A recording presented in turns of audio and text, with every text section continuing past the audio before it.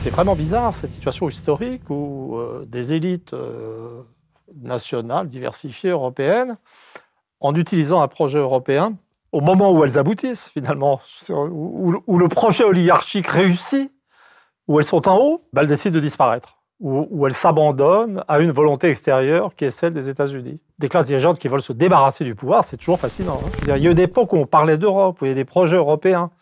Et maintenant, le gros de l'activité gouvernementale, c'est de mettre en fureur la population française à partir d'un projet de retraite absurde, décalé. Peut-être il faut voir le projet de retraite comme un symbole de la disparition de toute problématique européenne. La mainmise des États-Unis sur leur protectorat, sur l'or dominé du monde occidental, a augmenté.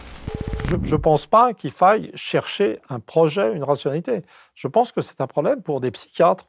Le moment historique est un moment de dérapage mental des élites, une sorte de vide qui appelle le nihilisme, c'est-à-dire d'une sorte de vertige du vide qui mène à tout ce qu'on peut imaginer, c'est encore plus de vide, et où le projet, ça devient la destruction de ce qui existe.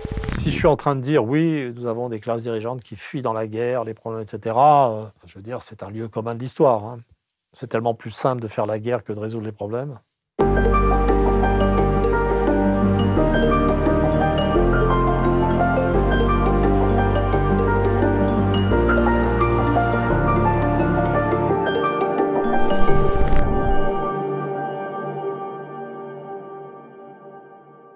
Emmanuel Todt, bonjour. Bonjour. Alors, je suis très heureux de te recevoir sur la chaîne YouTube du Cité Lucide. Et je suis très heureux d'être ici. Ce dont je te remercie. Tu es anthropologue, historien, démographe, prospectiviste, un prophète à tes heures. Et ça fait plusieurs fois qu'on te reçoit sur cette chaîne. Tu es un peu notre chroniqueur informel. Les fois précédentes, on a parlé des relations hommes-femmes, puis de l'élection de Macron, puis de la guerre en Ukraine. Aujourd'hui, on va essayer de prendre du recul pour essayer de comprendre un peu plus notre époque qui est en plein bouleversement et en particulier au niveau de l'Europe.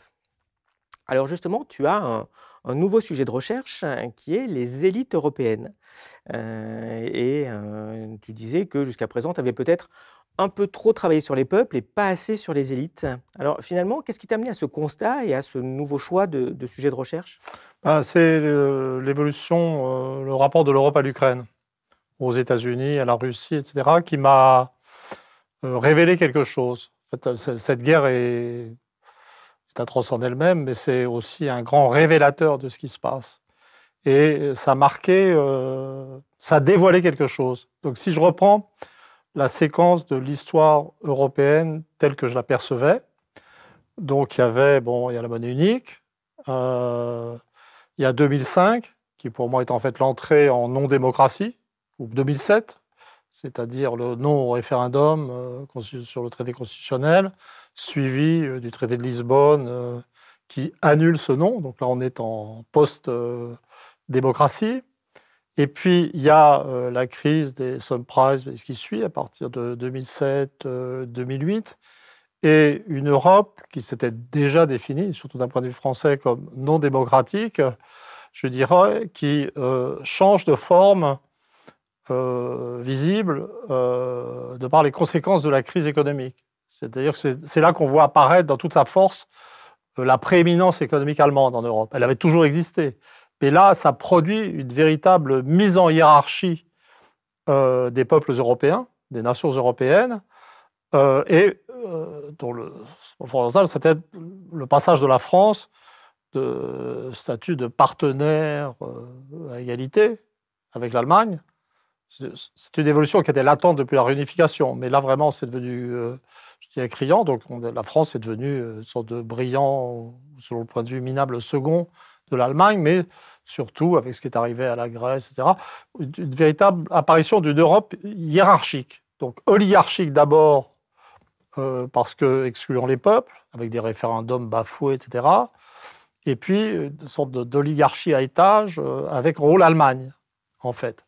Donc on en était là, j'en étais là, et puis bon, j'étais désespéré comme tout le monde, enfin pas comme tout le monde, mais comme la plupart des gens.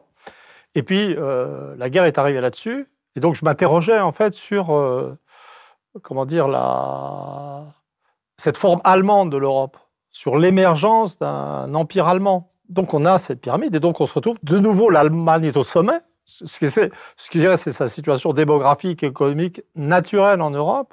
Et ce qu'on a vu apparaître au moment où cette Europe se construisait, c'est une sorte de totale désintégration de la volonté européenne. C'est-à-dire que la guerre est arrivée, l'entrée de l'armée russe en Ukraine, l'engagement de plus en plus fort des Occidentaux, mais ce qui est apparu, c'est la disparition de l'Europe germano-française, si on peut dire. Et donc l'axe Berlin-Paris a été remplacé par un axe improbable, Londres, Varsovie, Kiev, piloté de Washington, évidemment. Et on a vu toute volonté sortir de l'Europe avec des hésitations au début. On voit bien que les Français n'étaient pas trop chauds, pas complètement chauds. Il y a eu ces débats interminables entre Macron et Poutine. Et puis, les Allemands, au début, étaient très réticents, très hésitants. Et puis, on a vu, tout d'un coup, petit à petit, par étapes, s'effriter toute volonté d'exister, en fait. Et donc, au cœur de ce c'est posé pour moi la question de... C'est vraiment bizarre, cette situation historique où des élites nationales, diversifiées, européennes, en utilisant un projet européen, au moment où elles aboutissent, finalement, où le projet oligarchique réussit, où elles sont en haut, elles décident de disparaître, où elles s'abandonnent à une volonté extérieure qui est celle des États-Unis. Donc c'est ça. Et puis, il y a un deuxième élément qui suggère que cette volonté de disparaître des élites n'est pas simplement associée à l'Union européenne, c'est l'évolution des Britanniques. Donc les Britanniques font le Brexit, donc ils se séparent de l'Europe, en théorie pour reprendre le contrôle de leur destinée. Et en fait, le gouvernement britannique sombre, je dirais, dans un bellicisme qui dépasse celui des Américains, qui suit les Américains, mais qui les dépasse en un certain sens. Et comme si les Anglais, les Britanniques, avaient une sorte de besoin aussi de s'abandonner à quelque chose d'extérieur. Donc c'est une problématique générale. Et donc c'est devenu un sujet d'interrogation historique pour moi tout à fait fascinant. Il faut dire, c'est vraiment des classes dirigeantes qui veulent se débarrasser du pouvoir, c'est toujours fascinant. Hein. C'est une belle introduction. Donc justement, on va réfléchir sur tout ça pendant cet entretien. Mais histoire peut-être pour commencer qu'on comprenne bien, qu'est-ce que tu appelles les élites quelque part, ça commence à quel niveau Mettons les 1% supérieurs en termes de revenus.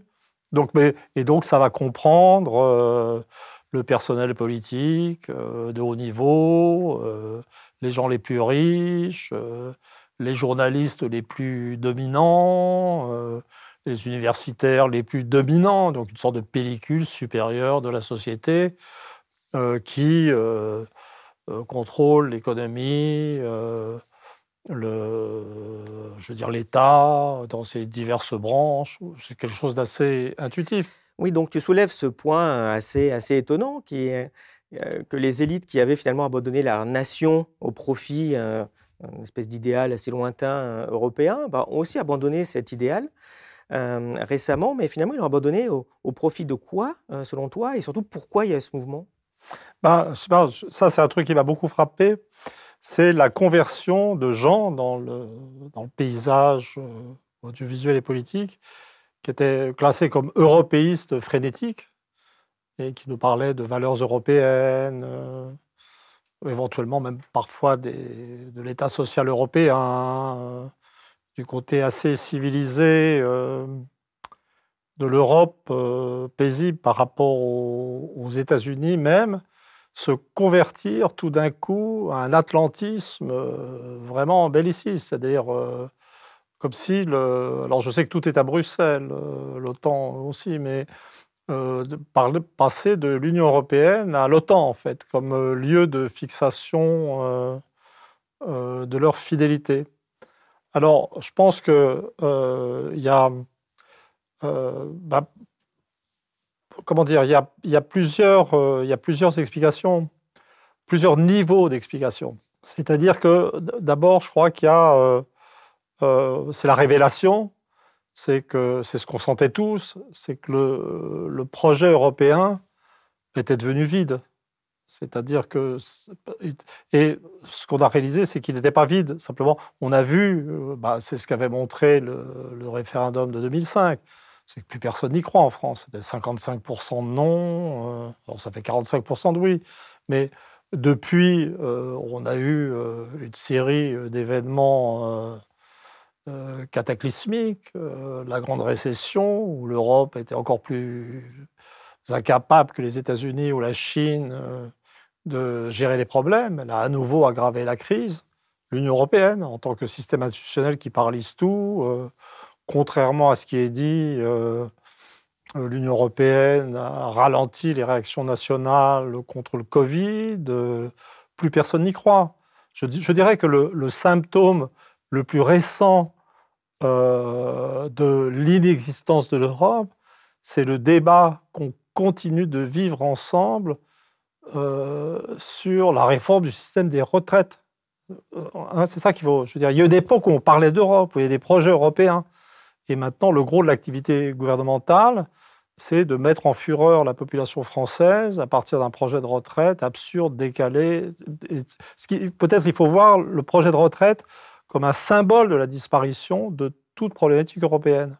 Et dans ce contexte, je pense que la gestion de l'Europe est devenue, pour les élites qui l'ont fabriquée, un véritable boulet conceptuel. C'est-à-dire comment sortir, se débarrasser de ce machin qui ne fonctionne plus, qui paralyse tout. On ne peut pas avouer. Je veux dire, c'est inavouable.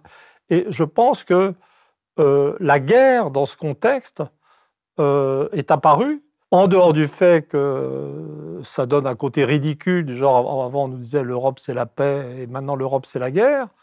Alors, les gens vont dire c'est la guerre malgré, parce que les Russes, etc. C'est que surtout, c'est juste au contraire, c'est que petit à petit, les gens, à l'instinct, ont vu que l'investissement dans la guerre d'Ukraine, je ne pense pas que permettait de ressouder une unité européenne, comme ils le disent, face à Poutine. Un peu comme le communisme avait contribué à la fabrication de l'Europe. C'est pas ça. En fait, c'est beaucoup plus profond. C'est échapper à toute problématique européenne.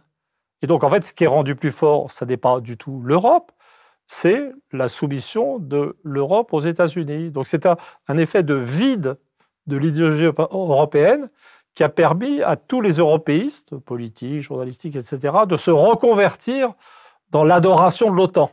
Ils sont passés du veau d'or de la monnaie unique à l'adoration du militarisme occidental de l'OTAN. Donc ça, c'est je crois, une première chose. Alors, ça, je dirais, c'est une mesure du fait que l'Europe n'existe plus dans la tête des élites elles-mêmes, en fait, qui l'ont fabriquée. C'est déjà important. Mais il y a aussi autre chose qui m'est apparue. J'ai commencé à lire sur les choses financières internationales, sur les paradis fiscaux, dont on parle beaucoup. Et j'ai fini par me rendre compte qu'il s'était passé des choses très importantes de transformation dans la relation des gens vraiment riches au monde anglo-américain en Europe. C'est-à-dire qu'il y a une phase de l'histoire européenne où il y avait l'Union européenne et où, dans la mesure où les riches Européens voulaient échapper à la fiscalité de leurs États, ils mettaient leur argent en Suisse. La Suisse n'était pas dans l'Union européenne, mais c'était le lieu de refuge de l'argent européen. Et je me suis aperçu en lisant le bouquin très intéressant de Gabriel Zucman, La richesse cachée des nations, donc cet argent qui échappe aux États, etc. Il y a un très beau graphique dedans qui montre les parts respectives, en fait, de l'argent placé en Suisse et de l'argent placé ailleurs. Parce que justement, on a ce graphique, donc on va pouvoir le commenter ensemble. Donc on voit ici, en effet, en orange, le pourcentage du patrimoine financier des ménages européens qui est placé dans des paradis fiscaux. Et en orange, on voit qu'il va, en tout cas jusqu'aux années les 80, il y avait un quasi-monopole de la Suisse sur le Ouais. paradis fiscal, mais que depuis, d'ailleurs, sa proportion a plutôt un petit peu baissé, mais il y a surtout une explosion des paradis fiscaux hors de Suisse, Voilà. et surtout dans le monde anglo-saxon. Voilà. Et alors, je sais qu'on a l'habitude d'accuser la Suisse de tous nos malheurs. C'est ce qu'on voit visiblement, etc. Mais en fait, on ne se rend pas compte de ce que ce passage de l'argent hors de Suisse signifie réellement sur le plan, je dirais, du rapport des élites à la géopolitique. Parce que cet argent placé hors de Suisse, et on voit que ça commence assez tôt, le mouvement. Hein. C'est vraiment 1970-1980. Donc c'est le mouvement lent de la globalisation. Ça a évidemment été accéléré, maximisé ou facilité ou avec des transformations de nature par Internet. C'est-à-dire que si on regarde l'augmentation des utilisateurs d'Internet par pays, on voit que c'est plus tardif, en fait, la montée. Donc là, on voit que ça démarre entre 1995 et 2000, et puis ça devient vraiment prédominant entre 2000 et 2010, en fait. Et ce qu'il faut rajouter à ce stade, c'est que Internet a transformé la nature, le sens ou l'utilité de cet argent caché à l'étranger. C'est-à-dire ça a rendu cet argent actif, en fait. Internet permet d'utiliser cet argent. L'argent qui était simplement placé en Suisse au début, si j'ai bien compris, car moi-même n'ayant pas d'argent placé en Suisse, je suis assez novice dans ces domaines, ou inexistant même, mais c'était juste de l'argent caché pour échapper à la fiscalité. Et puis ensuite, c'est devenu de l'argent qui pouvait circuler, placé dans des paradis fiscaux. Mon intérêt pour l'argent n'est pas suffisant pour que je rentre dans les détails. Mais ce qui est clair, c'est que la localisation d'une bonne partie de l'argent caché est sortie de l'Europe, est passée sous l'œil, dans les mains des systèmes bancaires anglo-américains.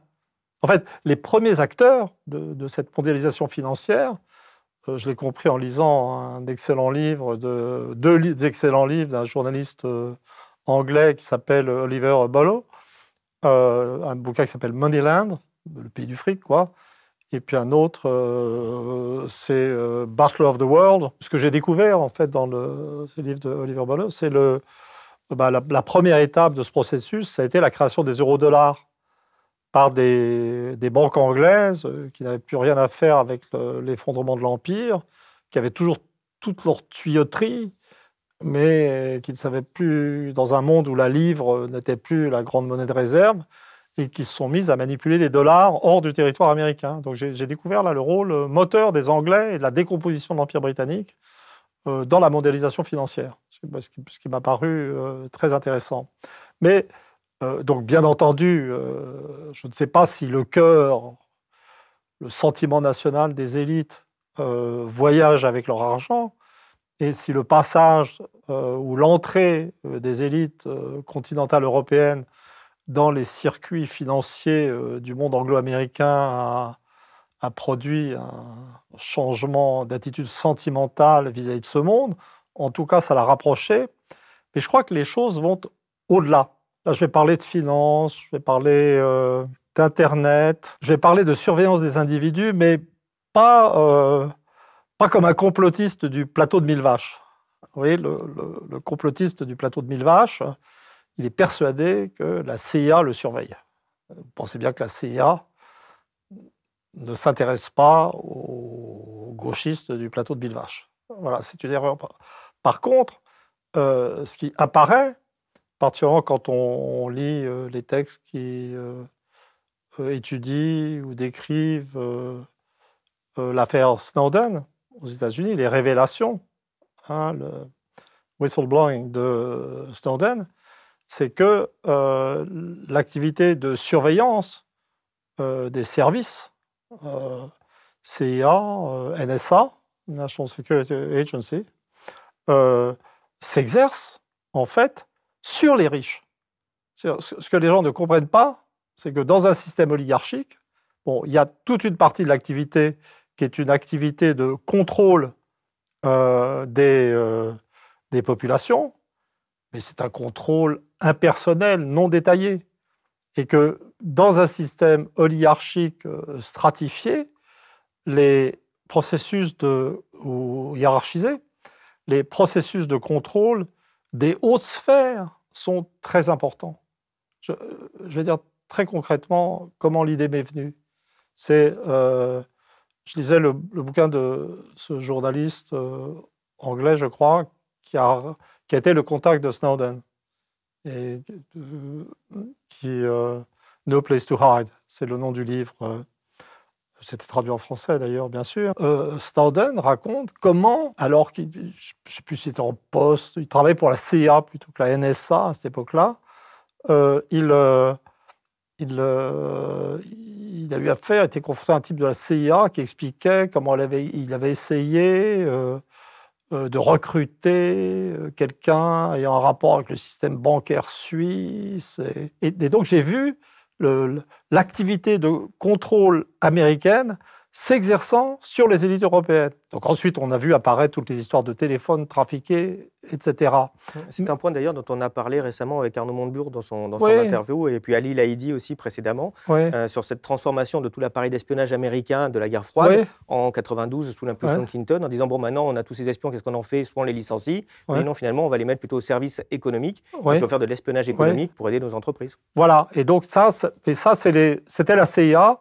Et la CIA, c'était l'espionnage à l'ancienne, c'était pas les James Bond, mais, puisque c'est pas ça dans James Bond, mais c'était cet esprit-là. Moi, ce qui m'intéresse beaucoup plus, c'est l'activité de la NSA, qui est spécialisée dans le contrôle de tout ce qui est télécommunication, en fait de l'Internet. C'est d'énormes machins d'enregistrement de toutes les données, de toutes ces choses. Et j'aurais tendance à penser qu'une bonne partie de l'activité de la NSA, c'est d'enregistrer, contrôler tout ce qui concerne les élites européennes. Et j'imagine, mais c'est purement hypothétique, j'appelle de jeunes chercheurs à s'intéresser à ces questions avec une méthodologie rigoureuse et sans paranoïa, surtout. L'hypothèse que je fais, parce qu'il faut comprendre, en fait, c'est un mystère, ce ralliement des classes supérieures européennes aux États-Unis.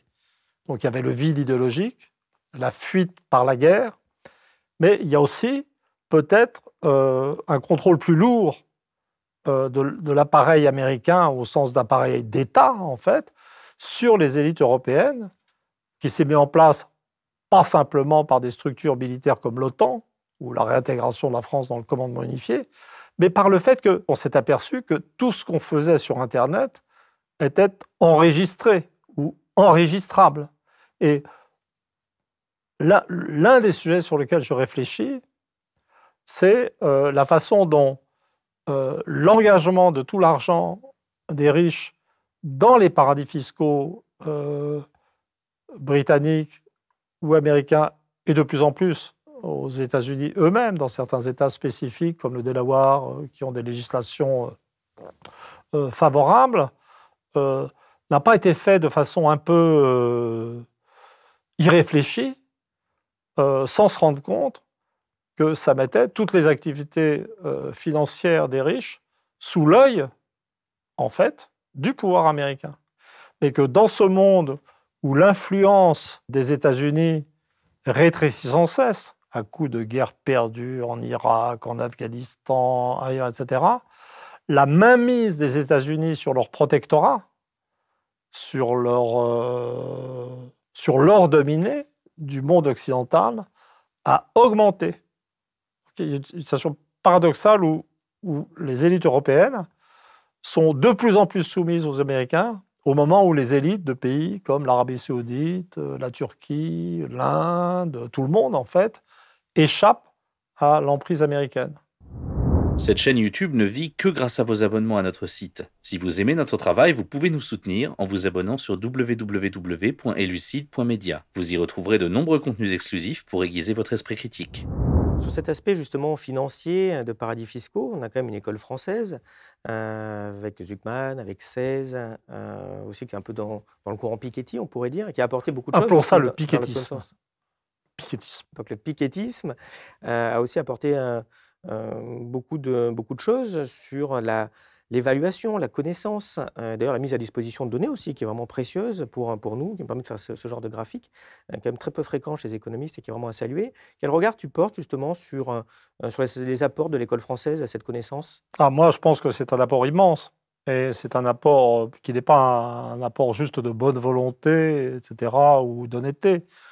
Mais c'est un apport qui, sur le plan des techniques, de recherche, statistiques ou du type de document utilisé, est très impressionnant.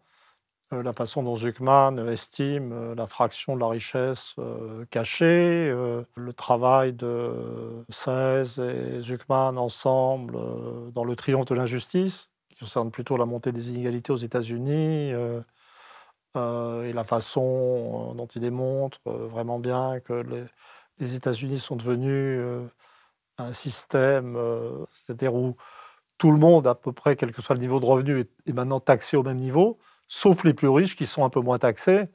Je veux dire, on ne peut qu'être admiratif. Et le travail de Piketty, j'ai déjà eu l'occasion de dire que le capital au XXIe siècle est un livre fondamental. Alors, cela dit, il y a une insuffisance fondamentale dans ce travail qui est, au fond, trop purement économiste.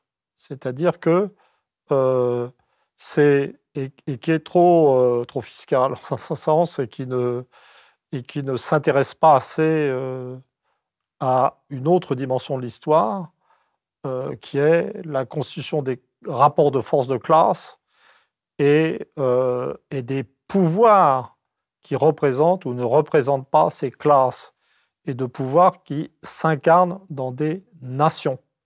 Donc il y a une sorte de vision, je dirais, plate sur le plan étatique et national de cette école qui n'est pas capable, je dirais, pour moi, c'est des gens qui ne connaissent pas assez Marx et qui devraient lire du Lénine un petit peu pour enrichir leur réflexion.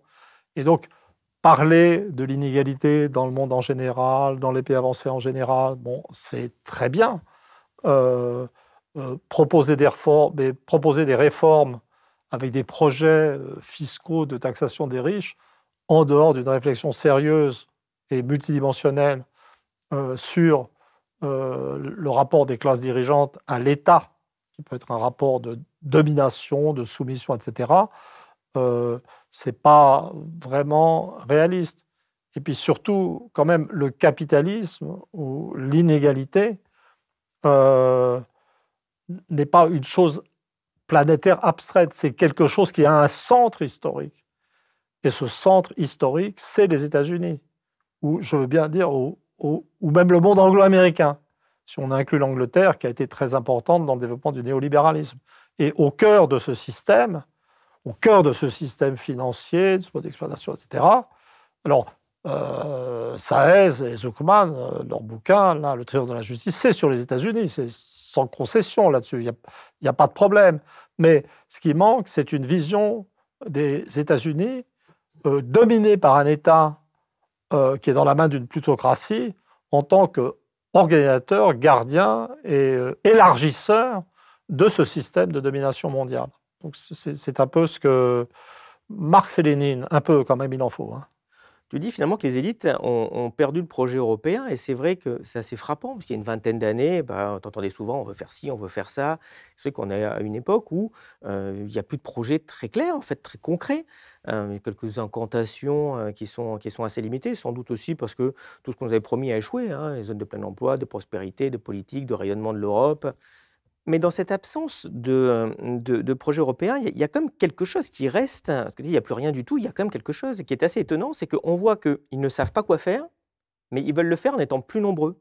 on voit que le dernier moteur semble être une idée d'élargissement, mais sans comprendre pourquoi. Et on voit Scholz ou Macron qui sont déjà en train d'envisager de faire entrer dans l'Union européenne l'Albanie, la Bosnie-Herzégovine, Ouais. bon, l'Ukraine pour les raisons qu'on connaît, mais ça ne s'arrête pas là. Je veux dire, ils en sont même en train de vouloir faire entrer la Géorgie, d'ailleurs d'engueuler la Géorgie ou la Serbie parce qu'ils ne respectent pas assez ce que demande de faire l'Union européenne, parce qu'ils commencent à avoir un peu Ouais. peur, qu'ils disent mais c'est vraiment notre intérêt, est-ce qu'on n'a pas intérêt à rester neutre?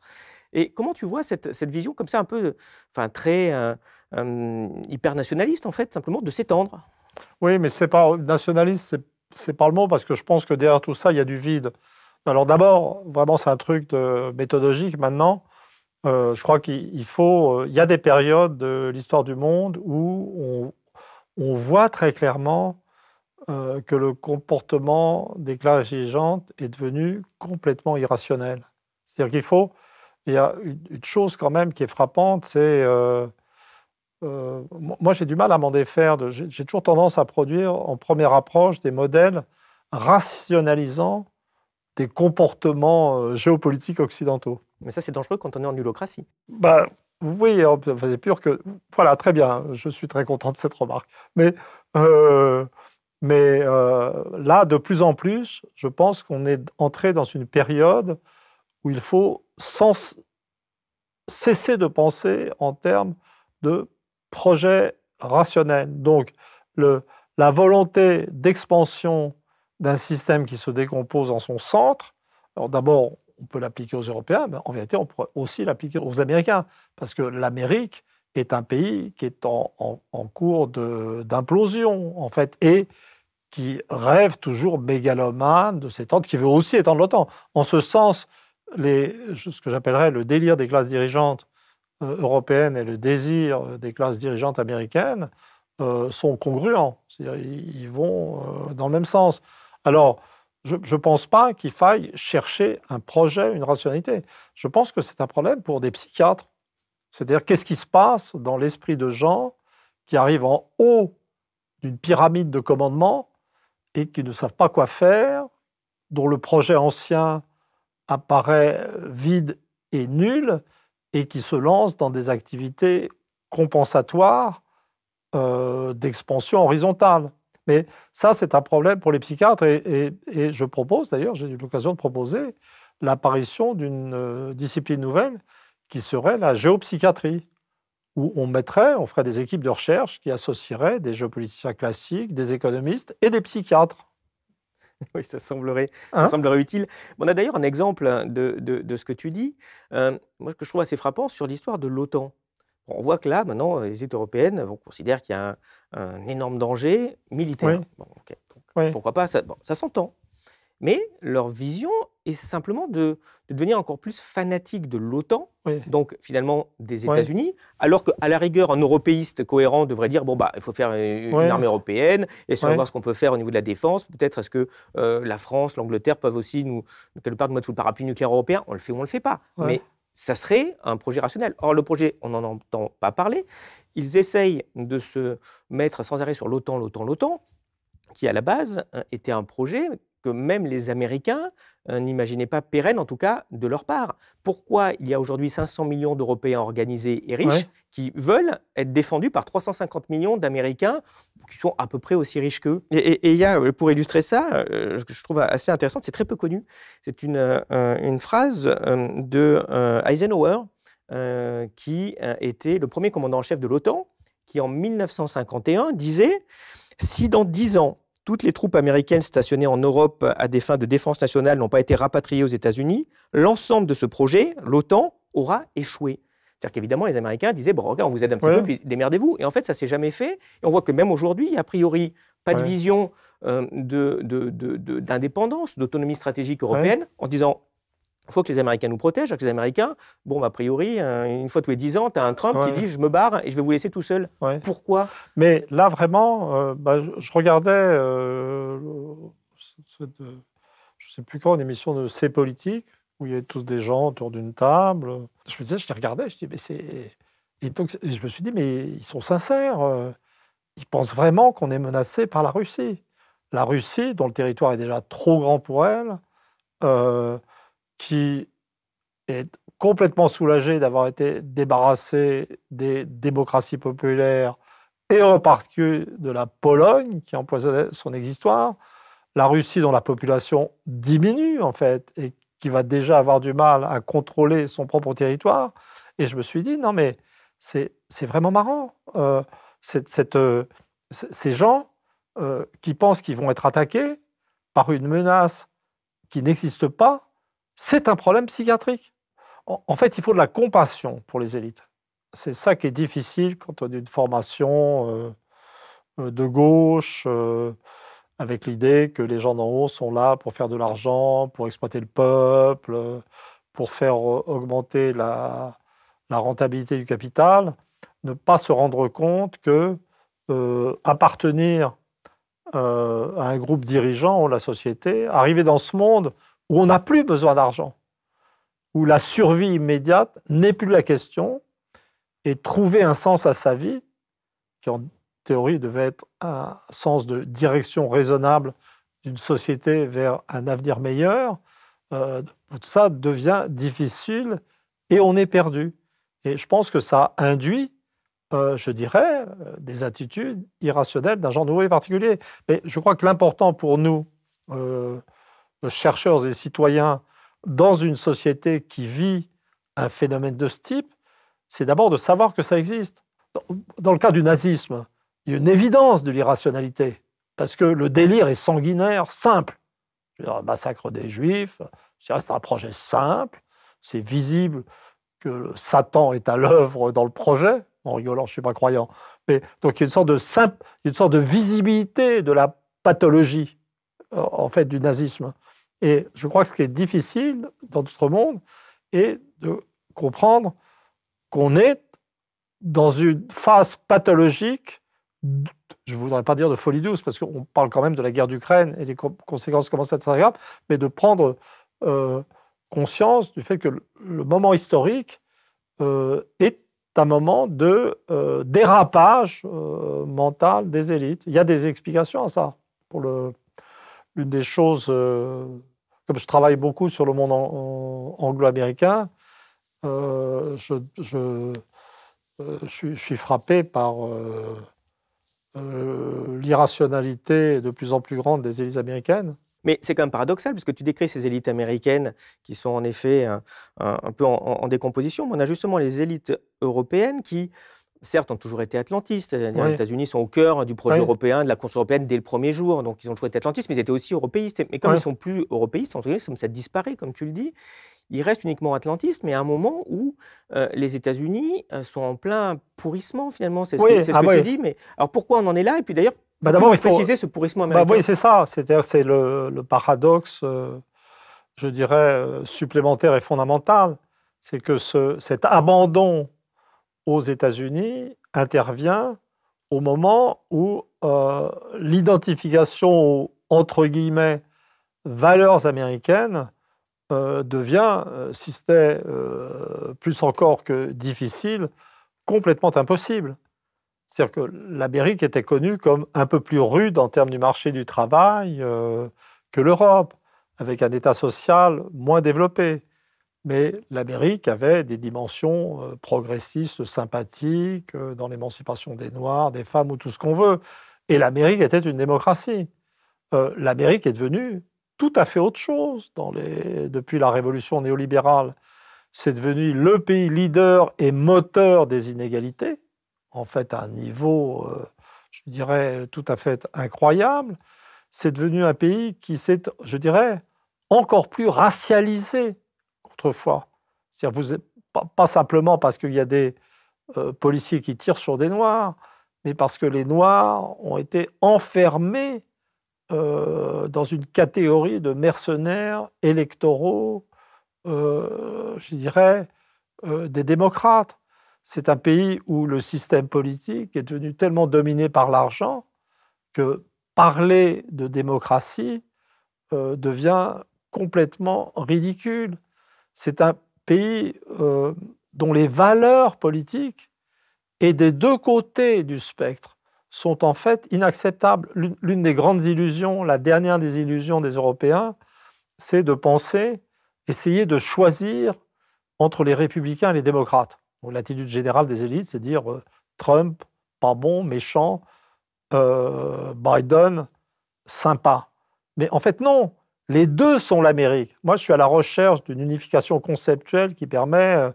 et donc, en termes de valeurs, c'est un monde, je dirais, qui n'a plus de sens. Et bien entendu, au-delà de tout ça, le déclin américain, la décadence, le pourrissement, comme tu as dit, des États-Unis, pour un démographe comme moi, il est très simple à mesurer. D'un côté, il va y avoir, si on veut rester à peu près optimiste, il va y avoir une mortalité infantile américaine qui baisse beaucoup moins vite qu'ailleurs et qui maintenant... Justement, on a le graphique, puisqu'on a quand même beaucoup travaillé ensemble pour préparer cet entretien. Donc je te remercie. Vous trouverez d'ailleurs d'autres graphiques supplémentaires sur notre site. On vous mettra le lien en description.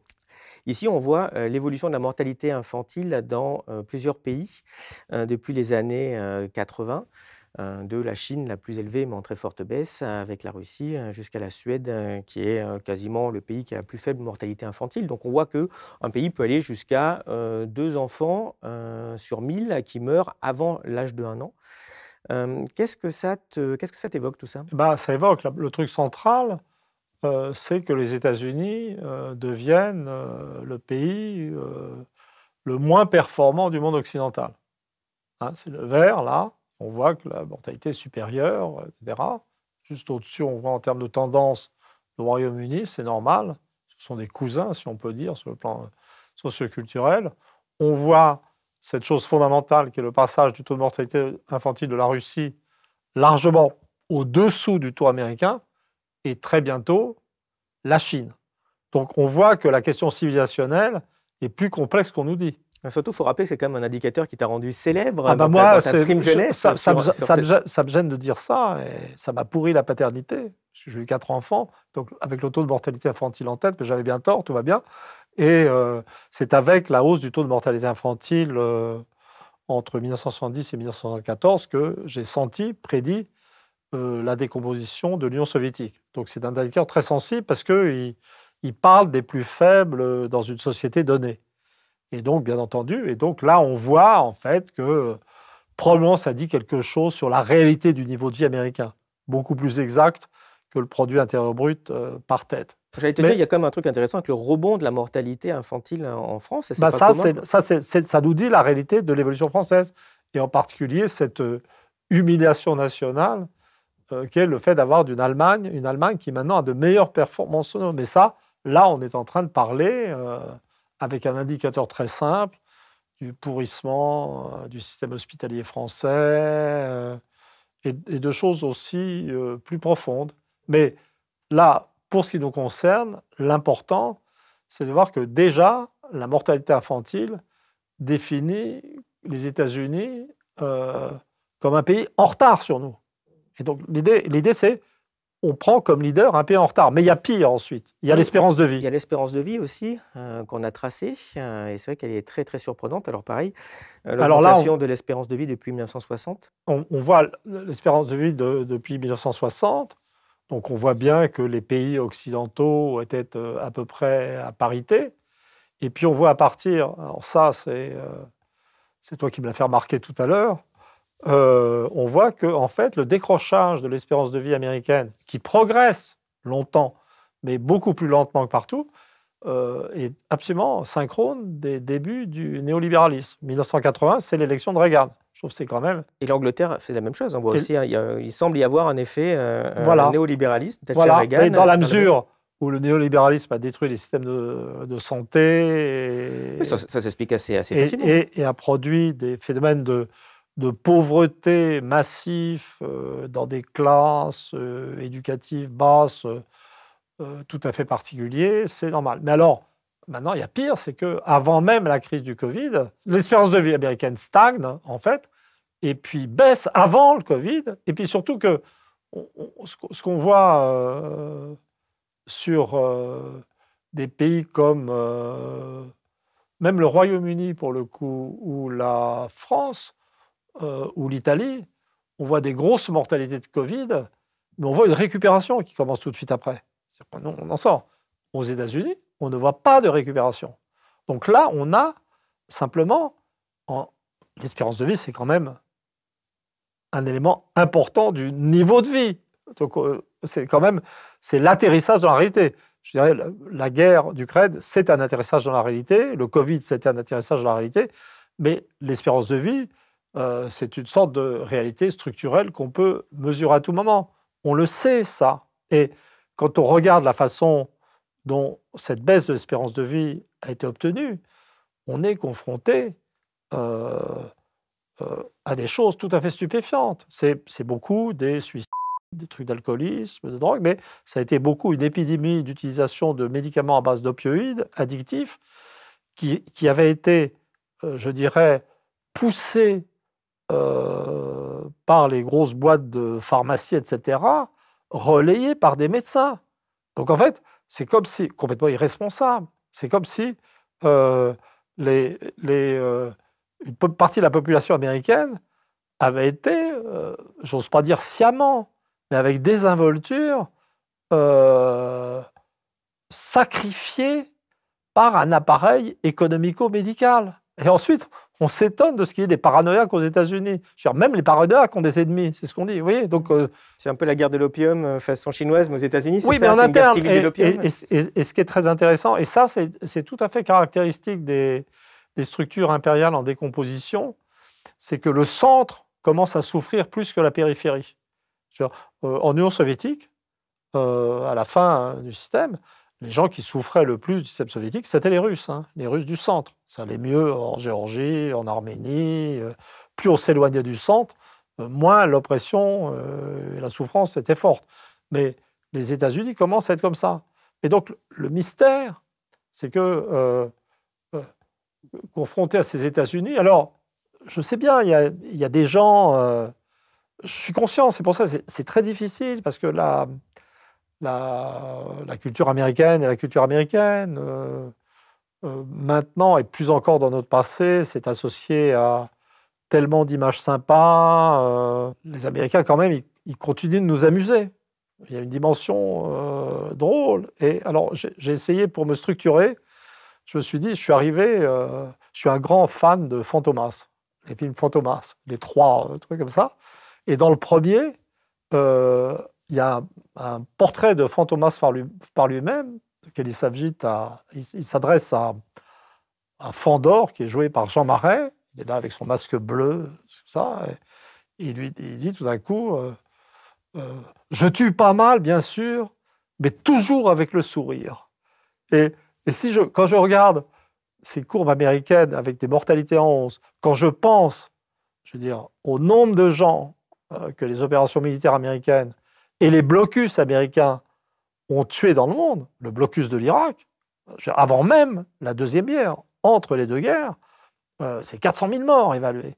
Et là, je cite des livres publiés aux États-Unis par des éditions universitaires. Mon but, là, ça n'est pas de dire des États-Unis, c'est un élément de réflexion sur l'attitude européenne. C'est comment est-ce que des européistes qui nous ont vendu un projet plutôt issu de la démocratie chrétienne, le projet européen était un produit de la démocratie chrétienne, c'était dénoncé comme tel, mais c'était derrière la démocratie chrétienne, il y avait le christianisme social, il y avait un certain respect de l'individu, c'est pas ma tendance, mais c'était quelque chose de tout à fait estimable, en fait, en termes de valeurs, de moralité, avec des syndicats chrétiens ou post-chrétiens, etc.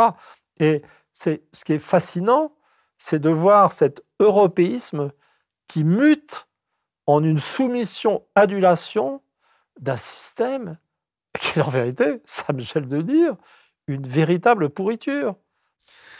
Justement, puisqu'on est sur l'Europe, ce qu'on nous promettait aussi, c'était une espèce d'homogénéisation de l'Europe. Et la construction européenne, c'est devenir un seul grand État, on serait tous pareils ou presque, que tout allait converger. En fait, dans tes travaux aussi, tu montres, tu expliques que ce n'est pas du tout ce qui se passe, on a plutôt des divergences. Et donc, pour revenir sur cet aspect européen, je te propose de commenter différentes cartes pour justement comprendre un peu ce qui se passe. Ici, donc, on a une vision de la balance commerciale des pays européens dans leurs relations en dehors de l'Union européenne. Oui. Alors ça, c'est une carte qui est absolument fascinante parce que c'est une carte de permanence économico-culturelle spectaculaire. C'est-à-dire que l'axe central, qui comprend l'Allemagne et les pays scandinaves, au plus loin, en allant d'ailleurs jusqu'aux 2 pays baltes, l'Estonie et la Lettonie, qui sont également en vert. Alors, l'Autriche et l'Irlande seraient des cas à part, mais c'est et l'Angleterre aussi autre chose, c'est la vieille Europe protestante disciplinée. Et c'était aussi les zones d'alphabétisation maximale qui a permis l'industrialisation et cette balance commerciale, en fait. Mais donc, il y a une sorte de permanence qui semble avoir été comme réactivée ou absolument pas empêchée par l'existence de l'euro. Mais alors, cela dit, alors l'Autriche, la Suisse a un cœur, un équilibre protestant-catholique, mais l'Autriche est raccordée à l'Allemagne par des structures familiales, analogues, autoritaires. L'Irlande est un cas vraiment très particulier parce que l'Irlande a une place spéciale dans le dispositif financier, je Oui, c'est dirais, c'est le paradis fiscal des anglo, entreprises, en fait. an- Donc anglo, c'est- c'est- anglo-américain. Alors, cela dit, ce qu'il faut noter, c'est que je parlais de protestantisme, mais alors, ça ne s'applique pas à l'Angleterre qui s'est autodétruite économiquement à sa manière et en parallèle avec les États-Unis. Mais le Danemark, la Norvège, la Suède, la Finlande, la Lettonie, l'Estonie et la Suisse en font en termes de tendance centrale, euh, sont des pays protestants, hein. C'est vraiment le... Ouais, vraiment, c'est ce cœur-là. De toute façon, qu'il y a un lien avec la carte Et suivante donc, sur les emplois industriels aussi. On peut commenter les deux. alors oui, alors là, on obtient autre chose. On obtient une Europe de l'Ouest, une Europe du Centre et une Europe de l'Est. Oui, Mais c'est qu'en fait, la construction européenne, l'élargissement européen, ce continent, alors on a l'euro. Alors l'euro, je ne le vois pas trop hein, sur cette carte. C'est vraiment ce qu'on voit sur cette carte, fondamentalement, c'est l'existence d'une Europe occidentale, la vraie Europe occidentale, d'ailleurs en termes de structure familiale et de statut des femmes. Les pays les plus féministes, c'est ceux qui sont en rouge. C'est les pays qui ont le plus désindustrialisé, en fait. Hein. Ça va avec le développement du tertiaire, qui a été plus facile. Enfin, il y a une interaction entre l'émancipation des femmes et le développement du secteur tertiaire. Il y a l'Allemagne et l'Italie et l'Autriche qui sont en situation intermédiaire. Mais là, c'est aussi des systèmes plus patrilinéaires. En fait, c'est une plus grande résistance du tissu industriel associé aux emplois masculins.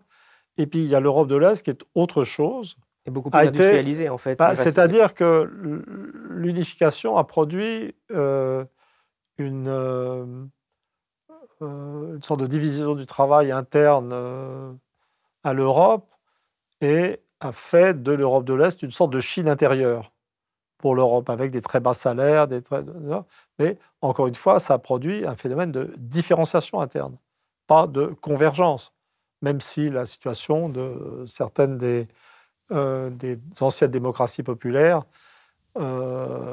s'est arrangée par certains côtés et a empiré par d'autres côtés dont je suis sûr que tu vas nous les montrer.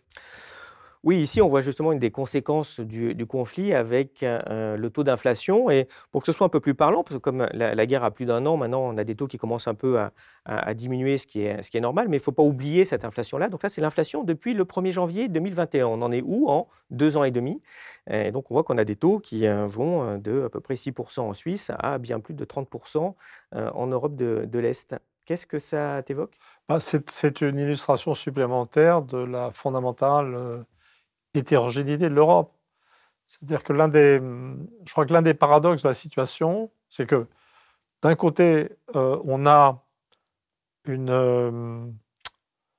un projet européen qui était censé unifier, homogénéiser l'Europe. L'euro en particulier était censé unifier, homogénéiser l'Europe. Alors, comment dire, l'euro ne fait pas ça, l'euro produit une divergence. L'euro, il existe à la fois par son existence pour les pays qui sont dedans et du fait qu'il y a certains pays qui restent à l'extérieur en Europe. Mais je dirais que si je devais résumer la situation actuelle de l'Europe, c'est une situation où il n'y a plus, je dirais, au niveau des élites, dans chaque pays et pour l'ensemble de l'Europe, de conscience collective. C'est-à-dire que les élites, pour moi, une nation, c'est pas juste le peuple, en fait.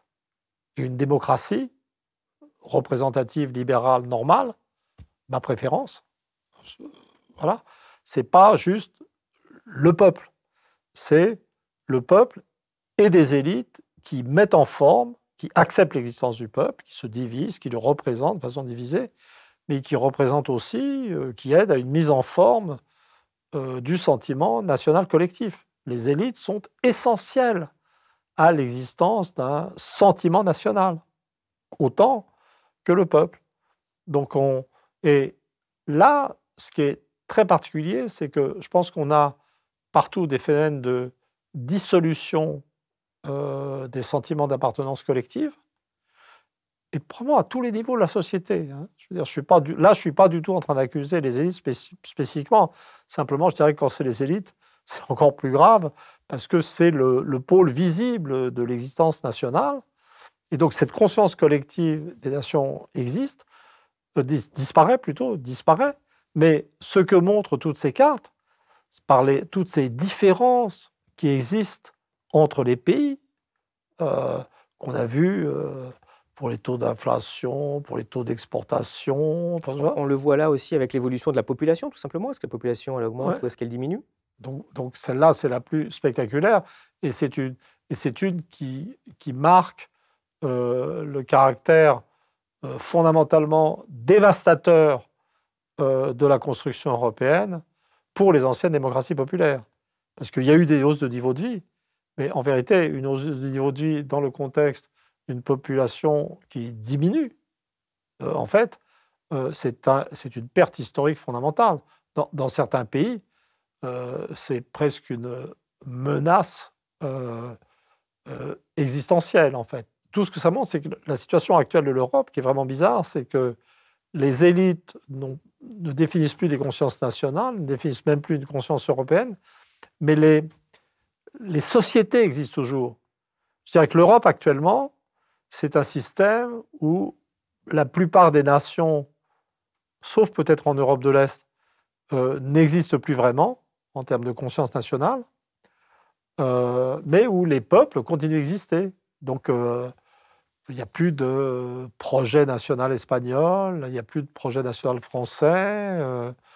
J'aurais tendance à penser que le projet national anglais du Brexit s'est révélé totalement bidon, et peut-être encore plus bidon que le discours, ou ce qui reste de discours national en France ou en Allemagne. Mais il n'y a plus rien, donc on a des espèces de bouts de société qui ont des caractéristiques, mais plus de pensée centrale capable de les mettre en mouvement. C'est très particulier comme situation historique. Et moi, je suis convaincu que la matrice religieuse était quelque chose qui structurait la vie politique. Je sais pas. Donc, même l'Europe, prenez l'Europe, j'ai dit au départ, c'était l'œuvre de démocrates chrétiens. Mais c'était l'œuvre de démocrates chrétiens à une époque où il y avait de la pratique religieuse en Italie du Nord, sur la périphérie française, en Rhénanie, en Bavière, dans le sud des Pays-Bas, en Belgique, etc. Elle s'est effondrée. Mais j'associerais assez volontiers le sursaut européiste à un problème de substitution. Donc si la croyance catholique disparaît, que croire? Comment nous identifier en tant que membres d'une collectivité? Et donc là, on a l'européisme optimiste, finalement. Mais là, je pense, et je ne sais pas du tout ce que ça peut donner, je pense qu'on avance, surtout dans les jeunes générations, vers la liquidation ultime de tout héritage religieux. Je ne dis pas ça dans la nostalgie ou pour le dénoncer. Moi, j'ai toujours été un croyant. Mais je veux dire, c'est un univers complètement nouveau. C'est un univers complètement nouveau où les gens ne peuvent plus s'identifier à un groupe quelconque. On pourrait aussi parler dans la foulée, en interaction avec le religieux, des identités de classe qui ont disparu. Donc il y a ce moment où on revient sur cette notion de vide particulier, et je travaille effectivement de plus en plus sur, pas simplement sur la notion de vide, mais sur une sorte de vide qui appelle le nihilisme, c'est-à-dire d'une sorte de vertige du vide qui mène à tout ce qu'on peut imaginer, c'est encore plus de vide, et où le projet, ça devient la destruction de ce qui existe, dans le domaine des mœurs, dans le domaine des valeurs politiques, dans le domaine des valeurs économiques. Mais je reviens à cette idée d'une crise, mais encore une fois, il ne faut pas être moraliste là-dessus, et surtout, même pas forcément pessimiste. En fait, il faut admettre il faut admettre deux choses. Il faut admettre que ce qu'on nous dit de la situation, dans un contexte de contrôle de l'information et de non-réflexion absolue, n'est pas la vérité de ce qui se passe. Le problème, ce n'est pas, par exemple, l'agression russe. Le problème, c'est la crise de l'Occident, et ne pas tout de suite foncer dans l'idée que cette crise de l'Occident nous mène forcément à une catastrophe absolue. Je veux dire, la guerre d'Ukraine n'est pas la guerre nucléaire. Pas encore, en tout cas, espérons-le. La notion de vide nous amène très naturellement à Monsieur Borrell. Je voulais te faire réagir sur ça parce que les choses deviennent quand même assez floues. Alors bon, les gens ne le connaissent pas trop, hein, mais enfin, Ouais. c'est le responsable de la diplomatie des 27 pays de l'Union européenne, donc de 500 millions d'habitants. Ouais. Et donc maintenant, qui appelle les marines européennes à patrouiller dans le tétras de Taïwan, en expliquant qu'en plus, Taïwan est crucial pour l'Europe, sachant qu'au niveau du droit européen, de la diplomatie européenne, Ouais. la situation de Taïwan par rapport à la Chine, c'est exactement la même que celle de la Crimée par rapport à l'Ukraine. Et on n'a pas reconnu l'indépendance, donc c'est censé être une part ou de Ouais. l'Ukraine ou de la Chine. Pourtant, on voit que les attitudes sont quand même assez différentes. Qu'est-ce que ça t'évoque, ça? Comment on En arrive là? fait, là, c'est là que le concept de géopsychiatrie devient vraiment intéressant. C'est qu'on a cette situation de vide, on a cette situation d'Européens qui ne veulent plus exister, qui se soumettent aux volontés d'un système américain qui lui-même ne sait plus ce qu'il est et où il va, il raconte n'importe quoi, et qui produit des propositions historiques et géopolitiques dont le niveau d'absurdité devient tel qu'on ne peut plus le traiter comme un problème stratégique, mais comme un problème pour psychiatres.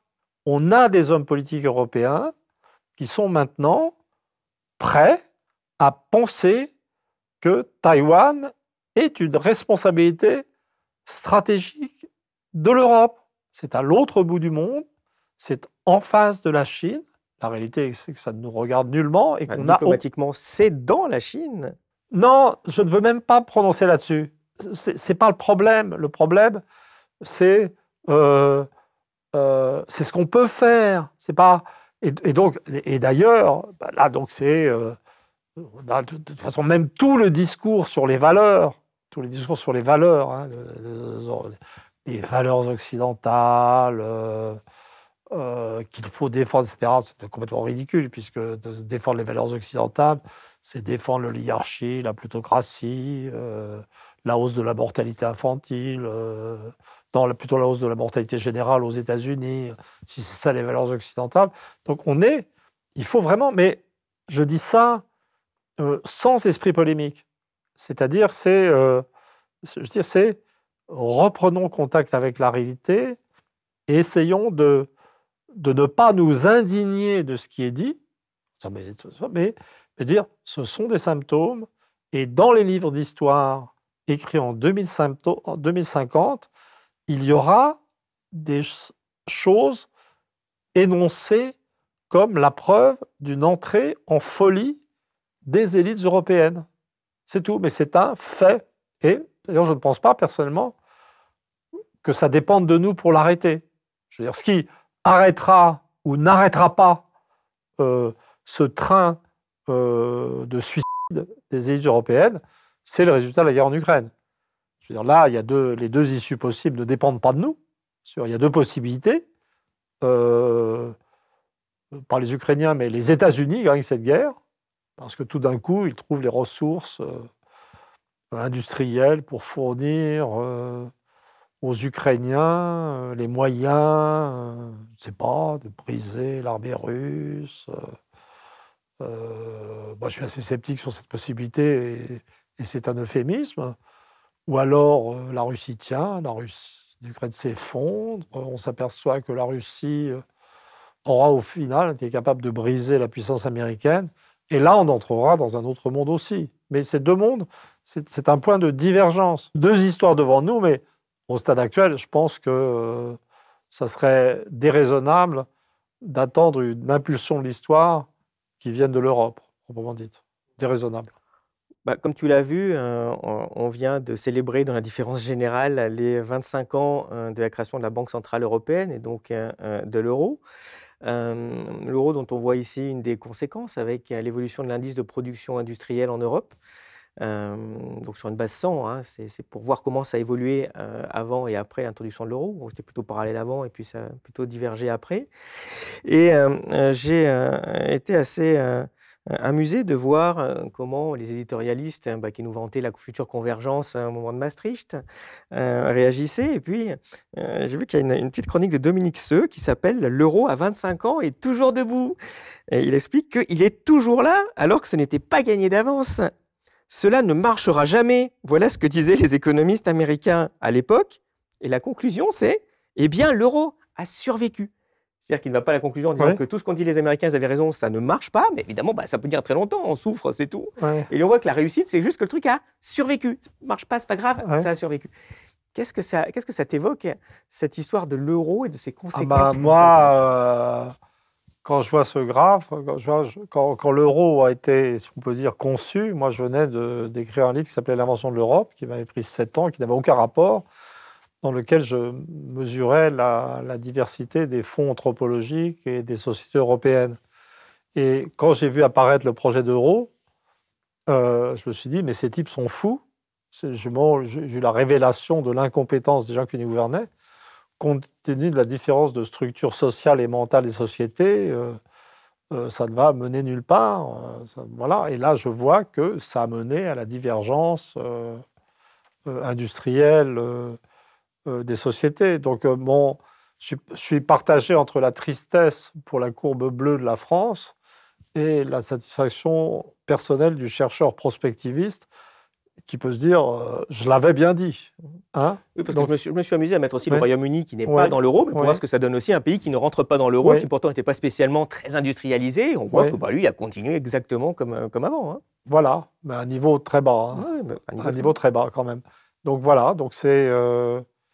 Mais c'est ça le désespoir des gens. C'est-à-dire, c'est quelque part la citation que tu donnais évoquait une sortie de réalité. Mais je pense que quelque part, en fait, ils savent. Ils savent, mais il y a une sorte de déni. Une gêne, sans doute. Comment aussi. C'est une gêne. Si c'est les 25 ans, c'était quoi la promesse avant? On en est aujourd'hui. Oui, sur chaque point, ça ne marche pas. Mais je crois qu'il faut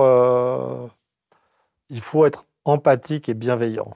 Et donc, ces types, les gens qui ont conçu l'euro ont fabriqué un monstre.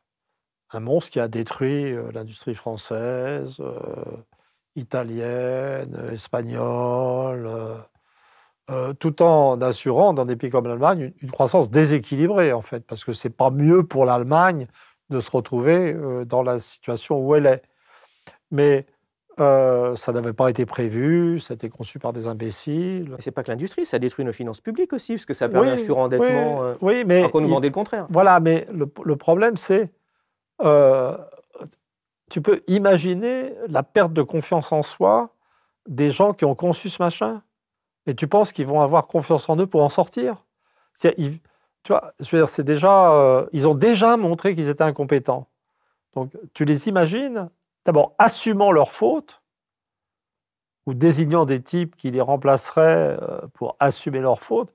Non, ce graphique est la signature d'un désastre de l'euro en tant que projet, puisque le véritable drame de l'euro, c'est qu'il a été réalisé.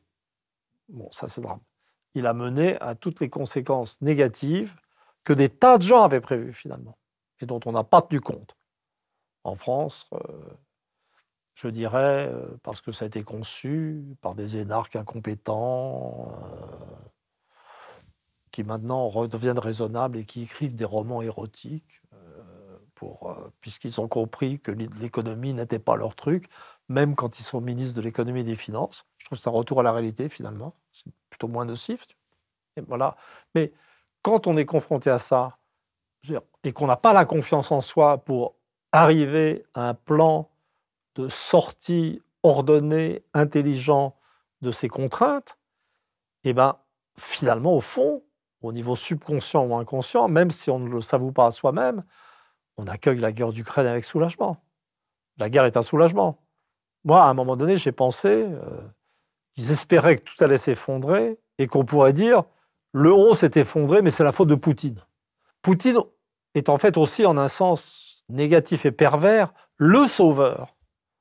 Ils disent que c'est un monstre, mais ils espèrent qu'il va les sauver.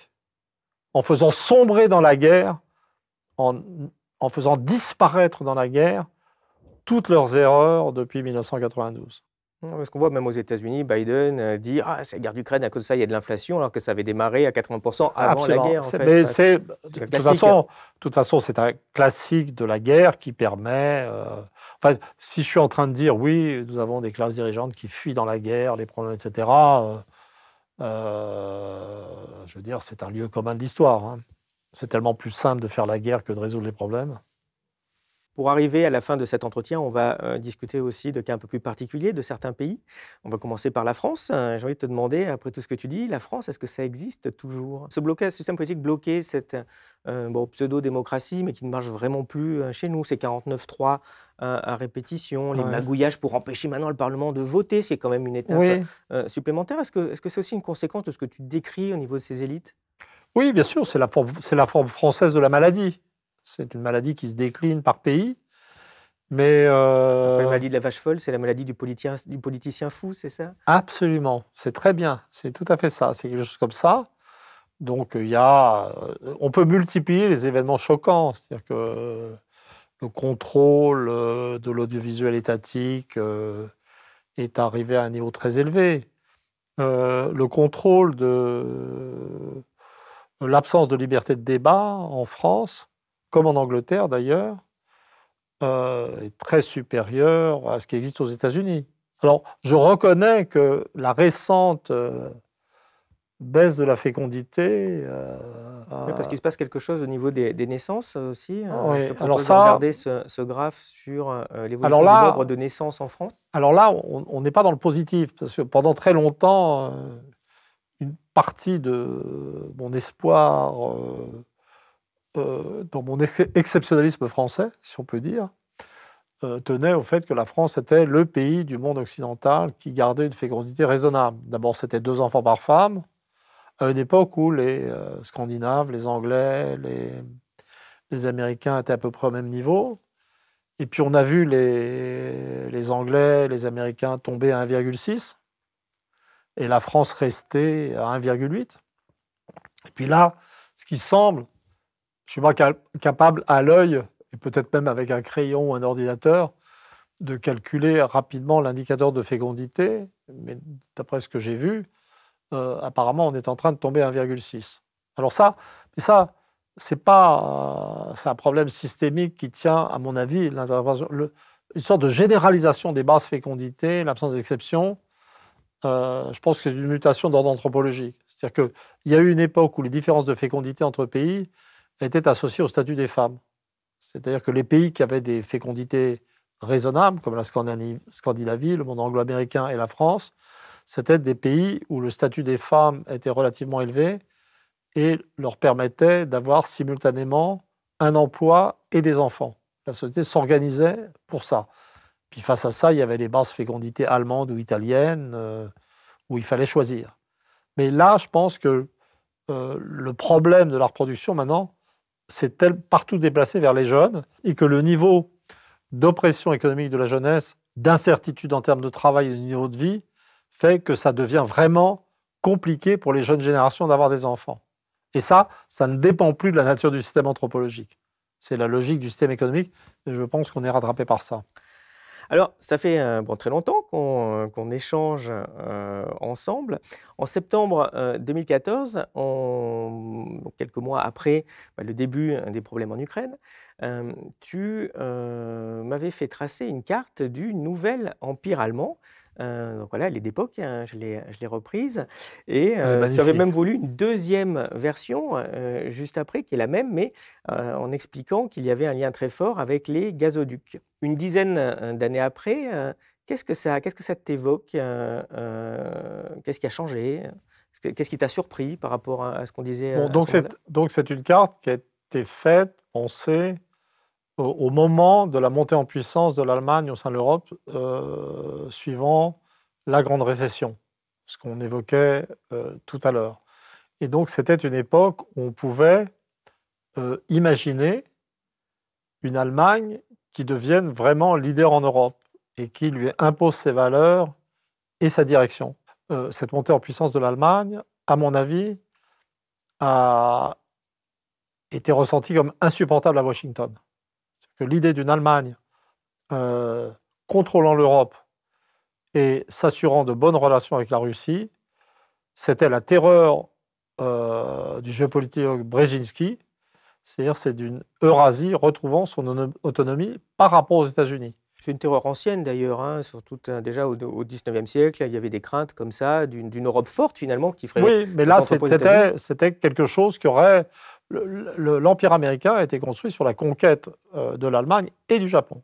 Et donc le problème après la fin du communisme, ça a été comment garder notre prise sur l'Eurasie alors que notre présence ne se justifie plus puisque le communisme est tombé et que la Russie est devenue amicale et pacifique. C'est ça qu'il fallait faire disparaître, hein. Il fallait envenimer les rapports avec la Russie pour que l'Amérique garde son importance en Europe occidentale. C'est d'ailleurs exactement ce qu'on est en train de vivre actuellement. Et donc, ça a été vraiment perçu, je dirais, cette Allemagne était perçue comme une menace. Et pour moi, l'envenimement, le premier objectif de rapport venimeux avec la Russie en Ukraine et du déclenchement d'une guerre, l'objectif premier, c'était de séparer la Russie de l'Allemagne. Donc on en est là. Mais le point de vue américain, je le comprends. L'Amérique a une idée très élevée de sa puissance. Ce qui est vraiment fascinant, c'est la façon dont l'Allemagne a accepté de ne pas prendre la tête de l'Europe et a accepté sa remise en suggestion par Washington. Ouais, mais tu Alors, avais tendance à dire aussi que les élites allemandes étaient justement plutôt soucieuses de leur intérêt national, contrairement à voilà, nous. Pourquoi elles ont accepté ça? Et ben voilà, donc il y avait un intérêt économique, une grosse rationalité économique. Et moi, je vois deux raisons là. La première raison, c'est quand même une sorte, quand on regarde les discours allemands, il y a toujours ce souci de se retrouver du bon côté de l'histoire. Donc, s'il y a un discours du genre la Russie est une autocratie, un nouveau totalitarisme, l'Amérique c'est la démocratie libérale, ça peut produire en Allemagne, en plus avec l'évidence du fait que c'est l'armée russe qui est en train d'Ukraine, ça peut produire un abandon à l'idée que si cette fois-ci on est du côté de l'Amérique, qui défend la démocratie, dont j'ai dit par ailleurs qu'elle n'existait plus du tout, enfin, on va être du bon côté de l'histoire. Ce qui suggère que le traumatisme du nazisme est réel. C'est pas antipathique, en fait. Ça montre qu'il y a une trace historique, morale dans l'histoire allemande. Ça, c'est vraiment... donc, ça, c'est l'une des premières choses qui conduit à l'acceptation.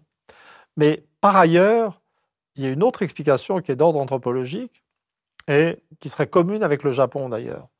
C'est des pays de tradition familiale souche, c'est-à-dire avec héritage par le fils aîné, des familles autoritaires, inégalitaires, mais donc des systèmes autoritaires. Mais le problème dans ces sociétés, je dirais, de tempérament autoritaire, c'est que tout le monde, dans les échelons bas et intermédiaires de la hiérarchie, se sent bien et en sécurité, et le malaise psychologique apparaît quand on est au sommet de la pyramide. À qui obéir? Et c'est dans ces moments, et surtout, je veux dire, ça produit des individus qui ont un peu de mal à s'assumer en tant qu'individus décidents. Et c'est quelque chose qui est particulièrement grave quand la société concernée arrive en situation de puissance. Et là, en fait, l'une des hypothèses qu'on pourrait faire, c'est que l'Allemagne se retrouve dans une de ces situations où elle est dominante, mais où les gens qui dominent, qui contrôlent l'Allemagne, ne se sentent pas la capacité ou n'ont pas le tempérament ou ont peur de faire des bêtises en tant qu'étant aux commandes. C'est le problème des classes dirigeantes en culture autoritaire. Un Français qui arrive et qui est chef va faire des conneries, mais sera ravi d'être chef. Un Américain qui est chef sera très content, un Anglais qui est chef sera très content, c'est culture individuelle. Mais oui, enfin, c'est quand même étonnant que les gens qui se disent, parce qu'on l'a vu encore dans la presse il n'y a pas longtemps, je ne veux pas faire de bêtises en tant qu'Allemand, et puis qui envoient quand même des chars dans les mais ça, c'est le drame. Donc là, j'explique je fais des hypothèses sur les facteurs dont on parle. Traumatisme du nazisme, peur de faire des bêtises, mais dans une culture qui reste fondamentalement autoritaire et au final, mais qui ne veut pas s'assumer. Et au final, ça produit cet abandon aux États-Unis qui, évidemment, c'est comme dans ces romans de science-fiction, dans ces contes fantastiques, où le type qui cherche à tout prix à éviter son destin ne fait que retrouver son destin. Et évidemment, l'Allemagne risque de se retrouver une fois de plus du mauvais côté de l'histoire. Tu as voulu aussi commenter, pour comprendre la situation de l'Allemagne, sur quels sont les principaux clients de l'Allemagne. Parce que, en fait, la question pour les élites allemandes, c'est le passage d'une situation de préoccupation, de rationalité économique pure. On se met en synergie, énergie, industrie avec la Russie. On exporte des voitures de qualité et des machines-outils en Chine et toutes sortes de trucs spécialisés. Et puis là, ce que nos maîtres, les Américains, nous demandent, c'est de sacrifier dans un premier temps notre approvisionnement énergétique avec les Russes et dans un deuxième temps, c'est le sujet actuel, nos relations avec la Chine. Donc j'ai trouvé que ça serait intéressant de voir ce que représentait la Chine dans les exportations allemandes. Et ben, c'est la deuxième destination, les États-Unis étant la première. Et donc ça montre l'énormité du sacrifice que ça représenterait. Là, on peut vraiment se demander si la guerre effective avec la Chine ne serait pas la fin de l'économie allemande. Et comment tu vois ce qui se passe en Hongrie? Alors, l'attitude de la Hongrie, qui avait à un moment donné en commun l'idée d'être une démocratie non libérale ou illibérale. Je crois que la formule était d'Orbán, Premier ministre hongrois, mais c'est surtout un pays c'est la seule des démocraties populaires qui a en fait dans son histoire osé tenir tête à la Russie. C'est-à-dire que le soulèvement de 1956, les Hongrois étaient tout seuls, en fait. Puis ils savent d'ailleurs, ou ils se souviennent sans doute, que l'OTAN les a excités contre les Russes pour ne pas venir les défendre. Donc ils sont un peu prudents. Et puis c'est les Hongrois qui ont ouvert le rideau de fer, finalement. C'est eux qui ont laissé passer les Allemands, etc. Donc ils ont été tout à fait moteurs. Et je pense que c'est un peuple sans complexe. Et je pense que quelque part, à un niveau psychologique semi-profond, l'une des choses qui permet à Orbán, je ne parle pas de politique intérieure, je parle du rapport à la Russie, qui permet à Orbán d'envisager d'être en bon terme avec la Russie, c'est qu'eux ont fait face, et d'ailleurs ont acquis l'estime des Russes. Et d'ailleurs, le régime de Kadar, à la fin du communisme, était le plus libéral, etc. Donc il y a une sorte de fierté nationale satisfaite qui fait qu'on ne peut pas tomber dans les délires de tous les autres qui gardent des complexes d'infériorité vis-à-vis de la Russie. Tu veux dire qu'après avoir tenu tête à la Russie, ils tiennent tête à l'Europe maintenant, finalement, c'est ça? C'est une autre façon de dire les choses. Et pour terminer, comment tu juges ce qui se passe en Angleterre? Est-ce que c'est une préfiguration de ce qui va nous arriver? Alors, on a tous des problèmes communs, c'est pas la question. Je pense que l'Angleterre est quand même beaucoup plus avancée dans des directions beaucoup plus aventureuses que nous. C'est un petit territoire qui n'a plus de ressources naturelles, qui est dominé par une mégalopole, Londres. La financiarisation de l'économie anglaise a été au-delà de celle des États-Unis.